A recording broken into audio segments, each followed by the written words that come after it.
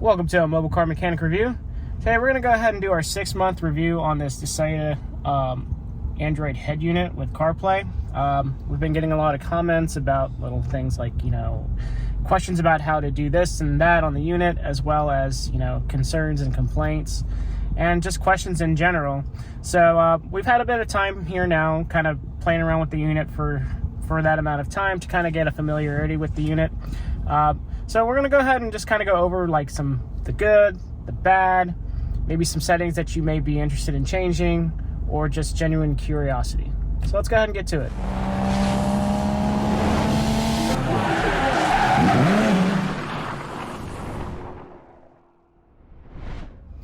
Alright, so we're going to go over the basic specifications of the radio and the features as well. This specifically here is the G12, so this runs Android 12. It does CarPlay and Android Auto wirelessly. Now there are two different units. The one that we have here is the 8GB model with 250 gigabytes of storage.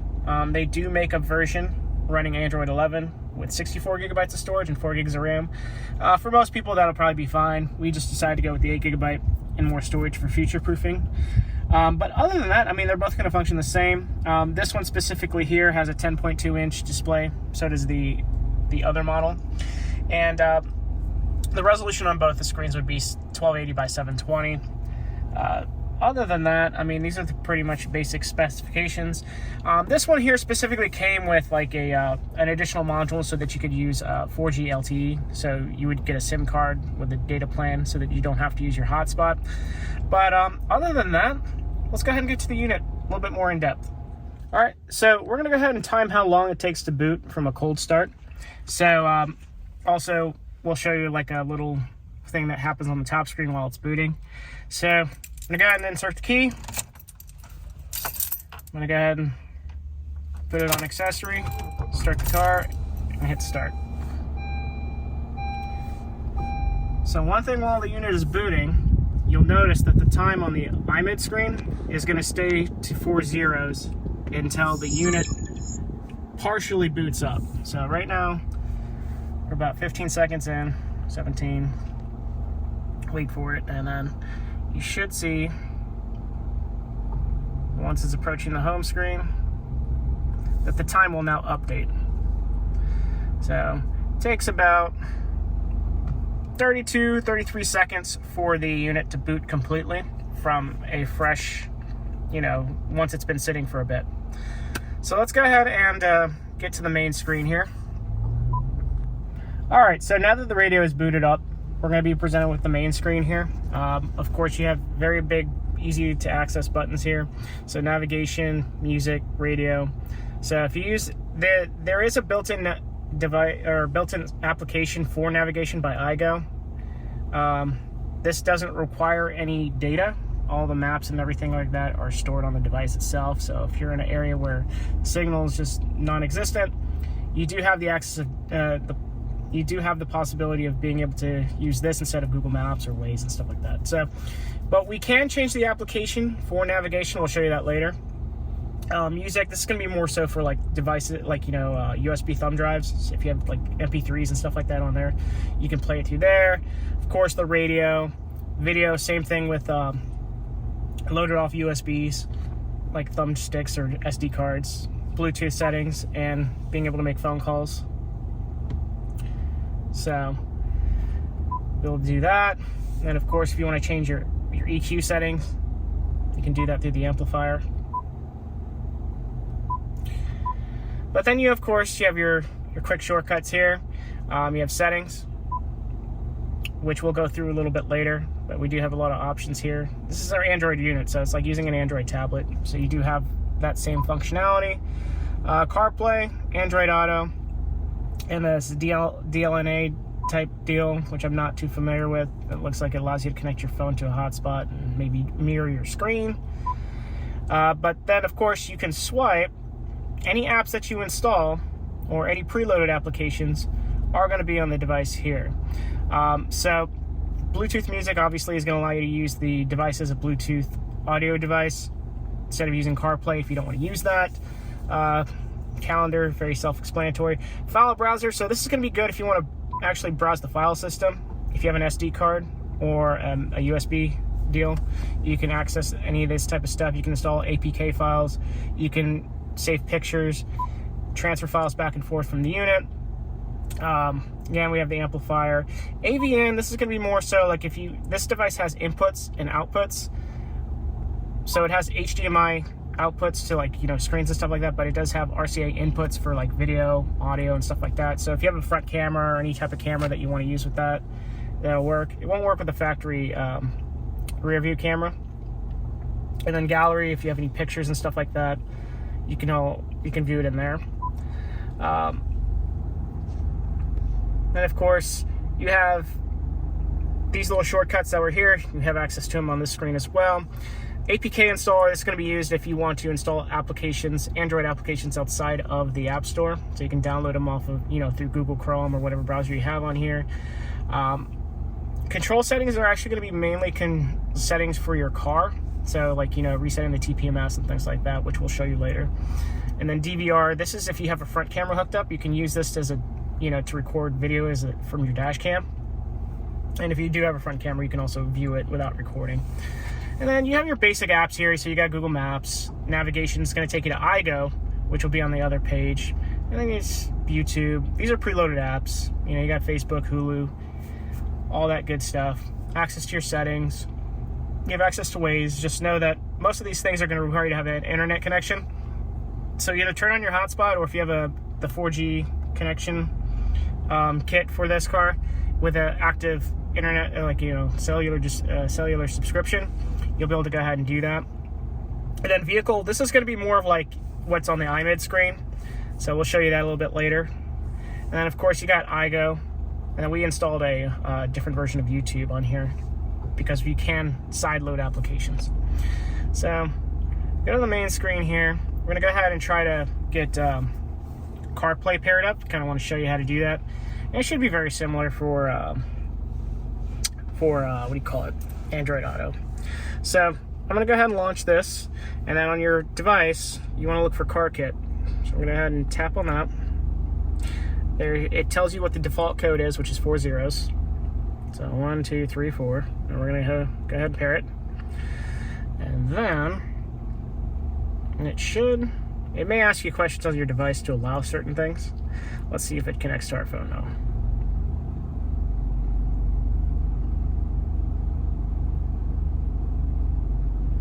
All right, now as you can see, there is your CarPlay interface. So, you know, I got Waze running in the background.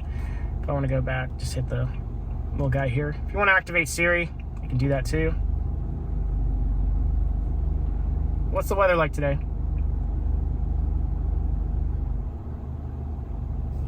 Volumes. Around 90 degrees, with overnight lows around 67. All right, so as you can see, that kind of works. Then, of course, you have access to your applications. If you want to go back to the main Android interface, you're just going to tap on Car. And, of course, you have access to your apps and stuff like that. So, one thing you should understand, I'm not sure if Android Auto does this, but there is a 1 to 2 second audio delay. So what we want to do is I'll kind of show you how that works. It's kind of can be annoying, honestly.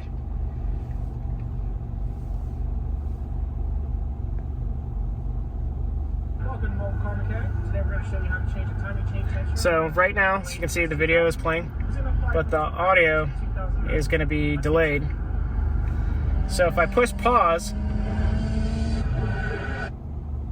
you see there's about a 1.5 to 2 second delay, and then if I press it again, the video is going to start playing, and then the audio kind of catches up. So that's one thing I've noticed with not only just this unit, but it's also with any wireless aftermarket solution. I've never used a factory wireless CarPlay unit, so I'm not sure if there's delays with those.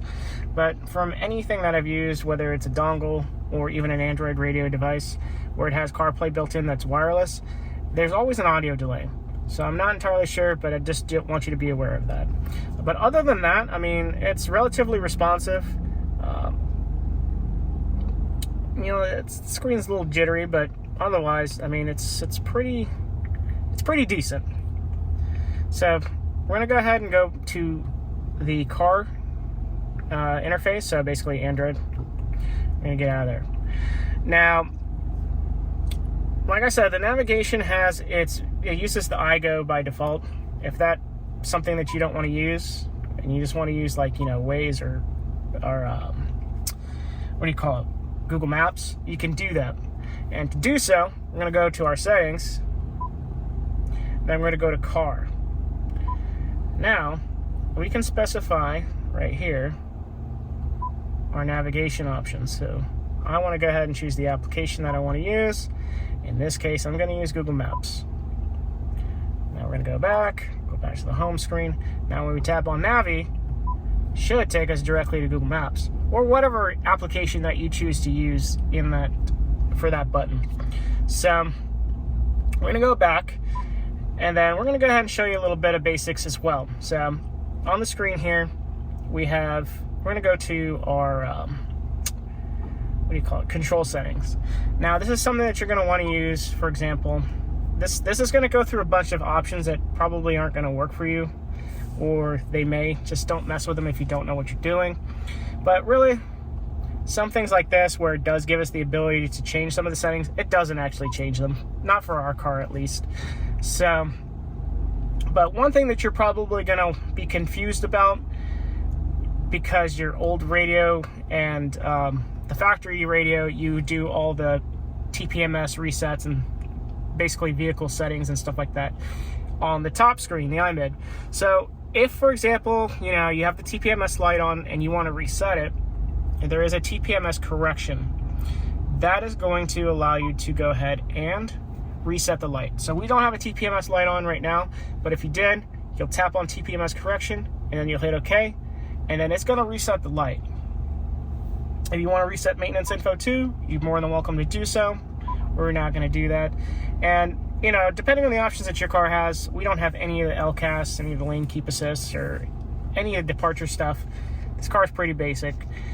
And so not all these options are going to apply to you. So I'd probably not mess around with any of this stuff unless you know exactly what you're doing. So we're going to go back. All right, so as we're going through the apps, I'm going to go ahead, we're back to the main screen here.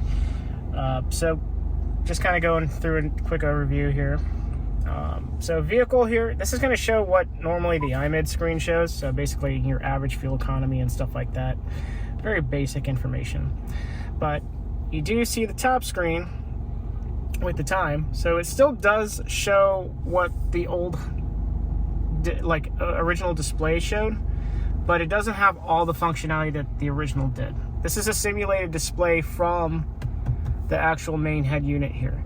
And what you're going to notice is that this is your button here to go through the iMid screen. It's going to go ahead and allow us to go ahead to the top of the screen here with the time, the iMid. It also acts as a home button for this guy. So when I hit it, this is going to go to the main screen, and then that's going to go ahead and change. So once I hit it, you're going to see now that we have fuel economy. You'll notice that the fonts and the interface is slightly different. It's not the same Honda. We can do, what do you call it? I think this is like also trip information. So this is really, there's not much on this screen. It's only going to be used for basic info, such as the time and fuel economy information and stuff like that, but also the rear view camera. So like I said, if we use any of this stuff, so for example, I go to, I don't know, clock, and I hit the button on the steering wheel, it's gonna act like a home button. So just know that if you're trying to mess with this top screen and you're doing something on here, it's gonna kick you out.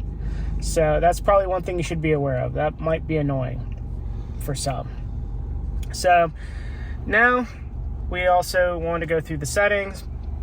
So I'm going to go ahead and show you some of these vehicle settings that you might want to look into. We did show you that you can change the navigation information, like the application that you want to use.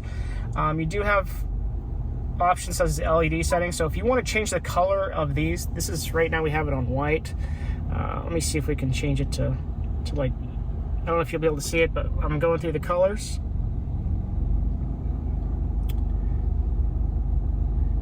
So you can customize the color however you'd like, but we're gonna leave it on white. Now, the device itself, if you have steering wheel controls, the CAN bus system takes care of everything. The unit does allow you to change these type of things, but I wouldn't recommend messing with it, especially if you don't know what you're doing. Amplifier, this is going to be your EQ that was available on the main page. Now, voice assistants, you can choose the apps that you want to use. Right now it's default to Google. If you want to use some other third-party application, you're more than welcome to do that. Driving settings. This is just basic stuff. So most units, double din units that have the ability to actually let you watch video, typically have you pull up the handbrake. This car does not need you to do that. So you can allow video while you're driving. Technically that's illegal. I'll leave that up to you guys. Now we do have extra settings. Now we do have the shutdown delay when the accessory is off. So we're gonna put it back to auto sleep. We just kind of changed it. But what this does is after a predetermined amount of time, if you take the key out, the unit will stay powered for whatever time that you choose. So if you want to have it turn off completely after 5 minutes, then you can do that. What this is going to do is it's going to allow the radio to boot quicker instead of having to wait that 30-some seconds for the unit to completely start all over again, like how most units would do when it loses power. So basically, just know that this is going to have a draw on the battery for whatever interval that you choose. And then of course the brightness mode, we keep it on auto, so it'll change based off of, you know, when your lights are on and off. Looks like playing music is just to automatically play whatever files that you have on your thumb drive or whatever it is. Now, we did show this in our installation video, but reversing volume is the option that you're going to want to change, because by default, whenever you're playing audio on the unit, it silences the music or any type of audio that you have playing in the background. So if you want to change that so that you can listen to music or any type of audio when you're in reverse, go ahead and keep it on. And then parking radar display, I believe, that's different because we don't have any sensors in our bumper, but I believe the trajectory in our display is going to be for the lines in the backup camera. So we'll go ahead and turn that off and see if it does that for us. So now we have just a flat out video or image, no lines. But if we want to go ahead and reactivate those, let's go ahead and turn it on. And now we should have the lines, which will move with the steering wheel. Okay, so very basic stuff here. Now, for a little bit more advanced and type of settings, there's the factory settings. Now, you do need to make sure you know what you're doing, otherwise you might screw up your radio. You don't want to do that. So we're gonna go to factory settings. Our default password is 126. Check mark, hit OK. Now, it's gonna show you the basics of, you know, the configuration of the actual unit, because internally these things are just standard Android devices, and the fascia and everything like that is all just really customized to your car. Now, we've had questions about the car logo. Now, this is the default here. Now, what I did is I loaded an image on my thumb drive here, and we do have a USB wire that goes into the glove box that comes to the back of the radio, but we did wire up the USB port that's factory here. So I'm going to go ahead and plug in the flash drive, and then you should see on the screen, it should tell you that, okay, no, I don't have any audio on here, but it did get out of there. So basically, it sometimes will tell you that it's mounted a USB drive. So what we need to do is, we want to change this, is go click on user, then we're going to click on custom. And then here I have USB-C to memory. You're going to double click on it, or double tap. I have a Honda logo that I'm going to go ahead and just use for example. And then this is a JPEG. If it was like an animated deal, you could say animation logo, but we're just going to go with a static image. Just hit screen logo, and then we're going to apply it. And then once I exit, it's going to ask me to reboot. So we'll go ahead and click it. Okay. Now what you're going to notice is the radio will reboot. And once it does, we're going to show you that the logo is not immediately going to display. It's going to display its standard, basically Android deal, and then it's going to switch off to the Android, the image that we chose for the boot screen. So it'll show this stupid 12 navigation, whatever. Once it clicks in, now we have our logo. Now, one thing you need to understand is that the resolution for the logo has to be 800 by 480. Otherwise, it may not load properly, or it just may not display at all. So, we're gonna go back to the factory. Sorry, let's go back to car. And then we're gonna go to factory settings again. 126. And then this is where, again, this is really where you need to be careful. Now, CAN bus is gonna be really where you're at to disable or enable certain things. So the right view, we have it on hide because this is for your lane watch camera. If I do it to normal, I'm not sure if it's going to allow me to reboot the unit. Okay, so now that I have the right signal on, as you can see, I don't have a lane watch camera in this car, so unfortunately the questions that you guys have about lane watch is very difficult for us to answer just because. But there is an individual that did comment on some things, so we'll kind of go over that. But we're going to go ahead and hide it because we don't have it. We'll apply it. Now, I believe if you go to other, there's way many more options here that you can turn on and off. So app install, this is to allow you to go ahead and actually install third-party applications and sideload them. Don't disable that. Very basic things here. So I believe what we want to look, we did have a question about the reverse camera. So the reverse camera shows on this screen as well as the top screen. So I'll just show you again. So we have both. Now, if you want to use the top screen, you're more than welcome just to use that only. But do know that this unit is pretty big and it kind of cuts off part of the screen unless you're pretty tall. So if you want to turn off reverse camera on here, just go to where it says prohibit reverse and hit disable and apply. And then if we go reverse, you'll see now it just only does the top screen. But because we like to have the big screen, we're gonna go ahead and enable it. And it's a hot swap change, so it's not gonna require a reboot or anything like that. Really, there's gonna be just some very basic stuff here. Not much that I can really go over. But if you want to also change the mic, you can. Right now it's set to external. One thing you should understand is that you have to use the one that comes in the box. So we put it right here over the steering wheel. You cannot use the built-in microphone that's in the roof of the car. It just doesn't work that way. So you can get a USB microphone and use that, which may help as far as the audio quality is concerned. Because, I mean, honestly, the audio is not that great. You know, being on the receiving end of a phone call, like for my buddy or whatever, using this to talk through, it sounds like you're far away. So just be aware of that. So we'll go ahead and exit out of this. Just make sure, like I said, don't mess with anything you don't know. Otherwise, you're going to screw up your radio. And honestly, there's not much in here. You got the key study. This is just really mainly to learn the keys. CAN bus again. Voice, if you want to adjust volumes based off of whatever types of inputs and things like that are. Radio, based off of whatever country that you're in, will have different radio frequencies. But that's that. So we're going to go ahead and exit and go back to the home screen. So we did make some changes. It's going to ask us to reboot. We'll come back. All right. So now that we've kind of gone over the unit, now let's go ahead and kind of go over the good and the bad. Now, the good with the unit is, of course, it has wireless CarPlay and Android Auto.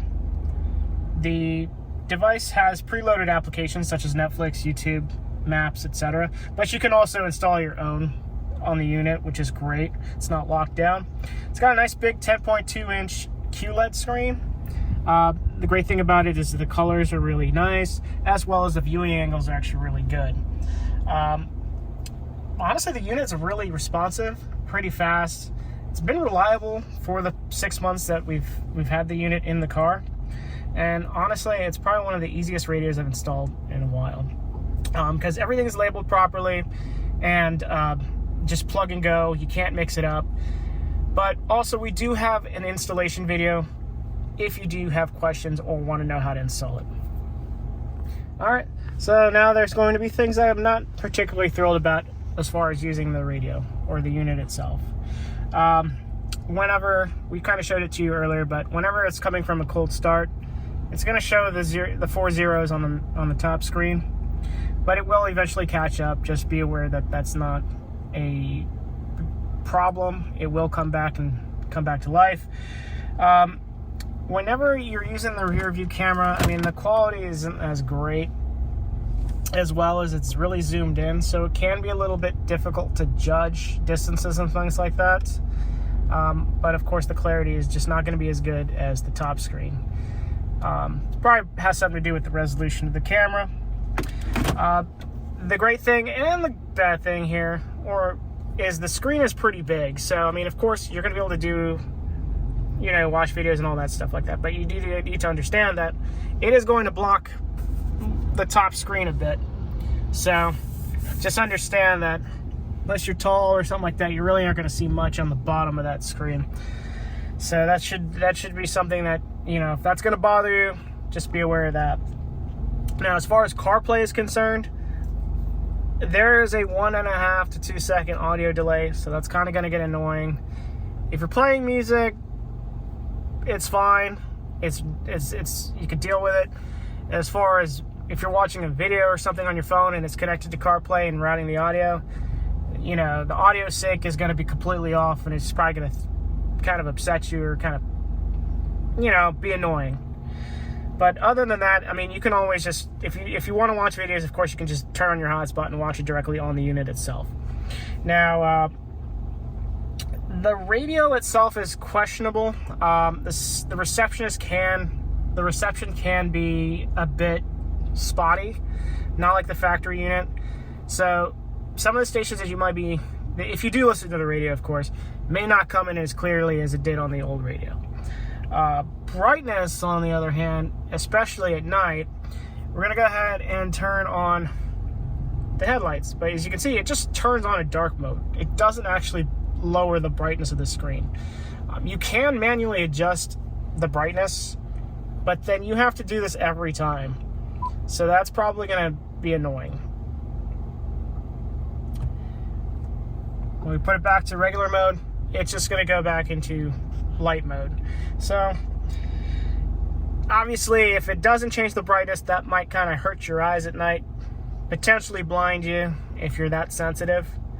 But I mean, otherwise, these are really just the main annoyances / cons of the unit. Thank you for watching a Mobile Car Mechanic review of our 6-month ownership with this SATA radio, the 10.2, running Android 12. That does have wireless CarPlay and Android Auto. If you do have any questions or anything like that, do feel free to comment on the video. We'll do our best to answer questions. We would like to also make a shout out to Narahina908 for answering questions, especially related to the lane watch, as our car doesn't have that type of stuff. But thanks for watching, and we'll see you in the next one.